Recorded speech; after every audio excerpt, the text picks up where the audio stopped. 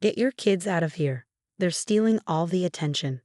My sister-in-law Amanda's scream cut through the cheerful baby shower chatter, leaving the room in stunned silence. My daughters, Emma and Lily, ages 8 and 6, froze midway through helping arrange the gift table, their little hands still holding the carefully wrapped presents they had been organizing. My name is Julia, and I never thought I'd see my sister-in-law publicly melt down over my children simply being themselves. But here we were, in her expensively decorated living room, surrounded by 30 shocked guests, watching her completely lose control. I mean it, Julia. This is my day. My baby shower. And your perfect little princesses are making everything about them. Amanda's face was red, her hands shaking as she pointed at my girls. Everyone's talking about how cute they are, how helpful they are. I can't take it anymore. I looked at my daughters, dressed in the simple sundresses they had picked out themselves, their dark curls neatly braided. They weren't doing anything wrong. They had just been quietly helping set up, the way they always did at family gatherings. My mother-in-law had asked them to help arrange the presents, and they had been doing so with care and enthusiasm. Amanda, I said calmly, moving to stand between her and my children. They're just helping with the gifts. That's all. That's all. She laughed bitterly.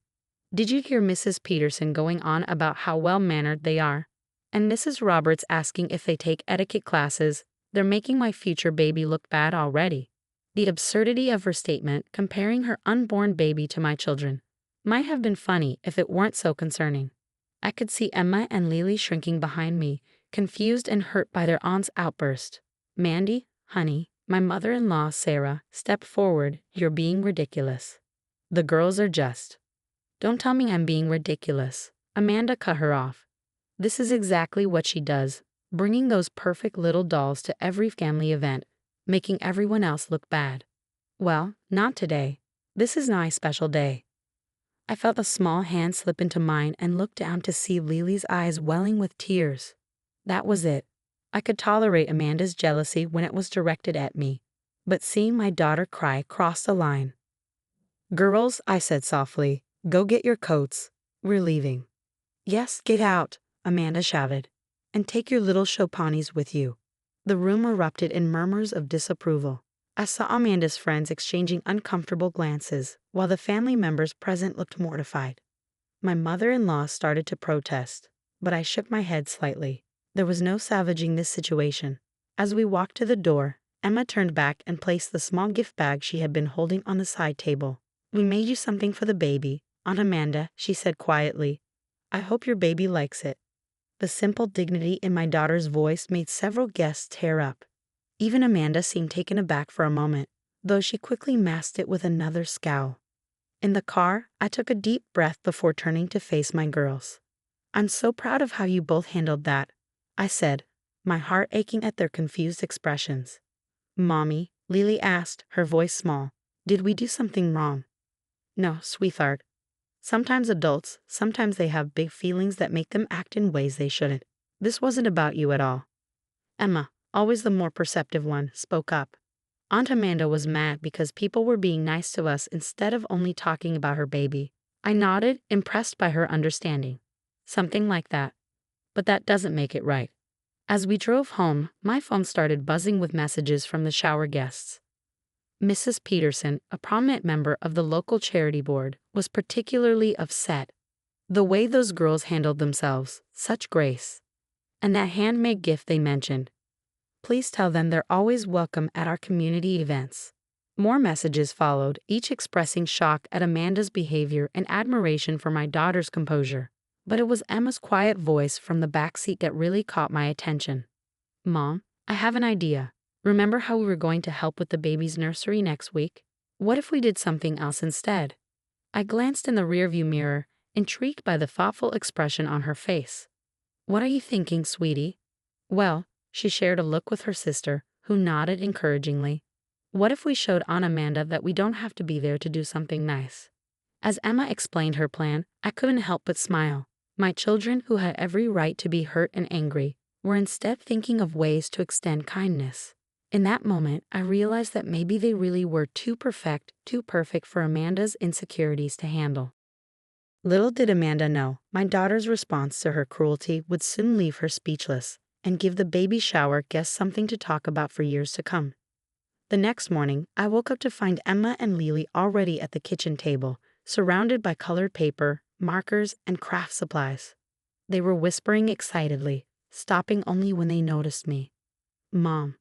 Emma quickly covered their work with her arms. "Don't look yet. It's a surprise."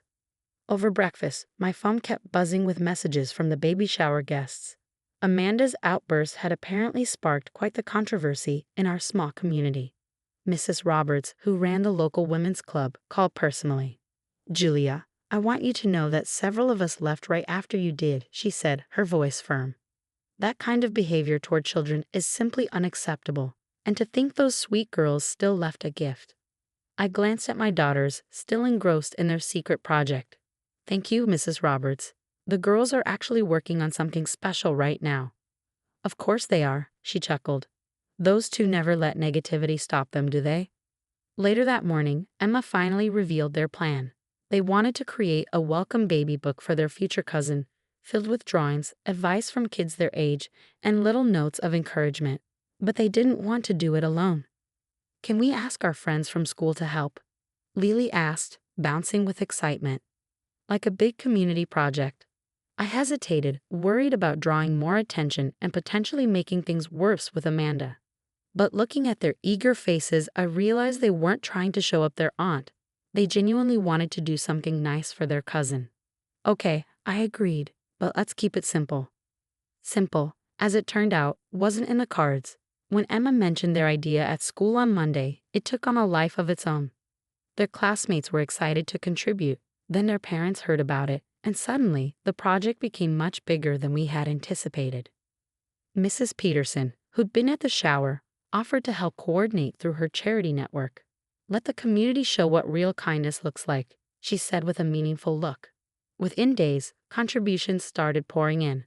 Children from both girls' classes made drawings and wrote messages. The local bookstore offered to professionally bind the book. The art teacher helped organize the layouts. Even the school principal contributed a letter about the importance of family. Meanwhile, my mother-in-law, Sarah, called with updates about Amanda. "She's been crying off and on," she sighed. "Says nobody understands how hard this is for her, being compared to your girls all the time." I tried to tell her she's the only one making comparisons, but she paused.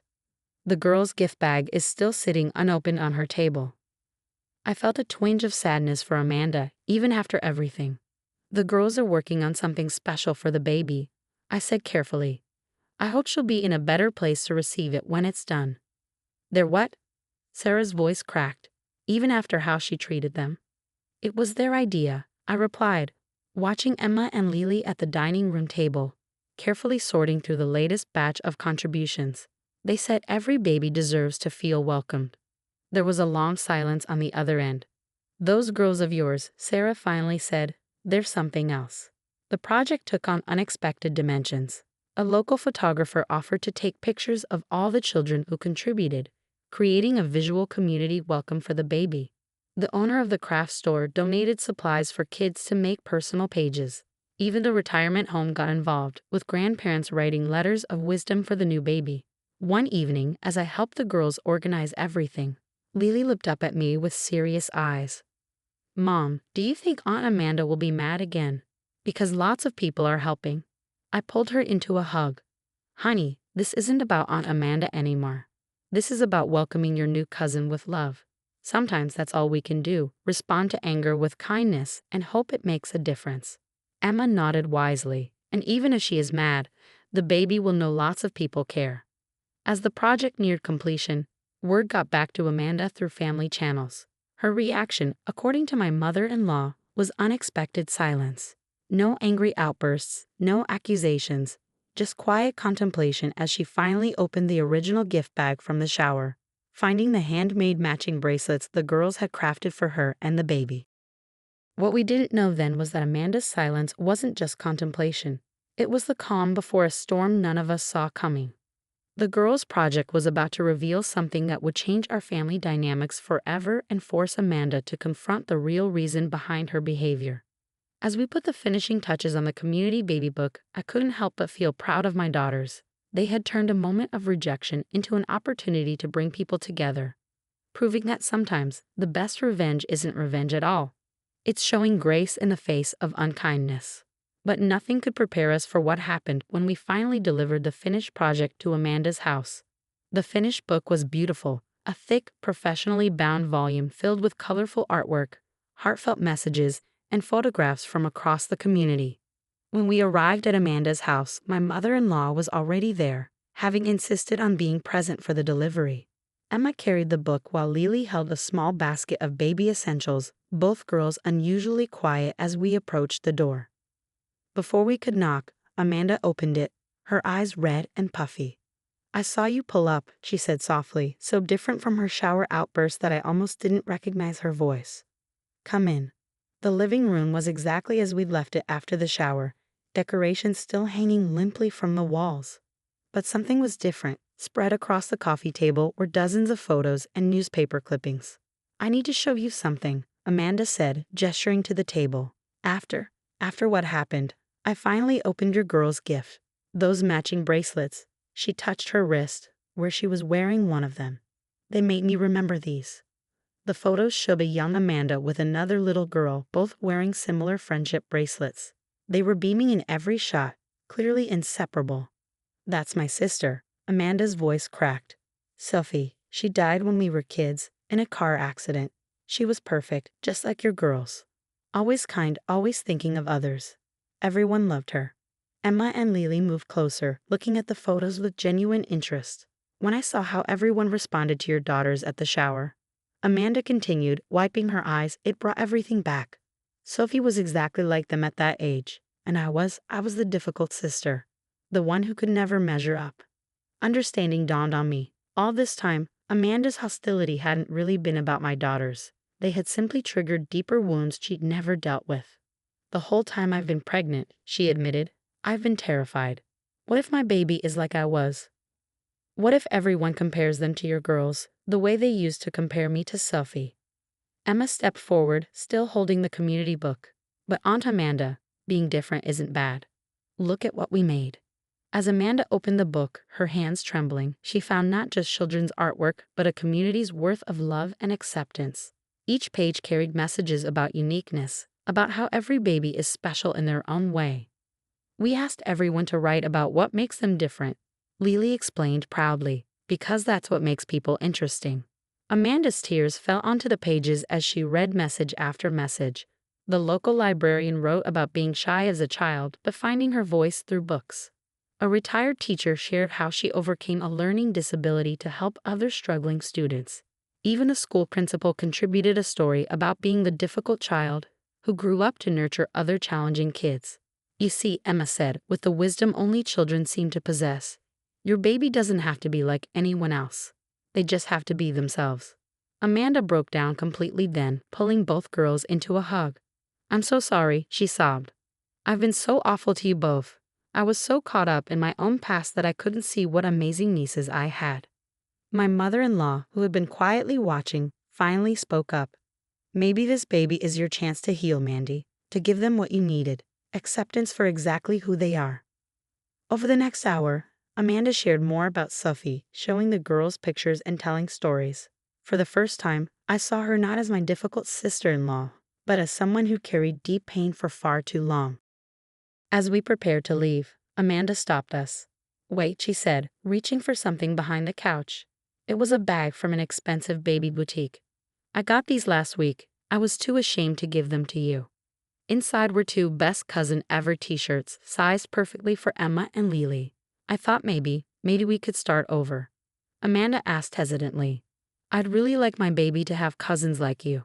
The girls immediately put on their shirts, beaming with the kind of forgiveness that only children can offer so freely. As we drove home, I realized that sometimes the biggest gifts come wrapped in the hardest packages. My daughter's response to unkindness had not only helped heal old wounds, but had also brought our community together in unexpected ways. 3 months later, when Amanda's daughter was born, she named her Stuffy. The community baby book sits in a place of honor in the nursery, a reminder that every child is perfect exactly as they are, and that sometimes The very things that trigger our deepest pains can also lead to our greatest healing.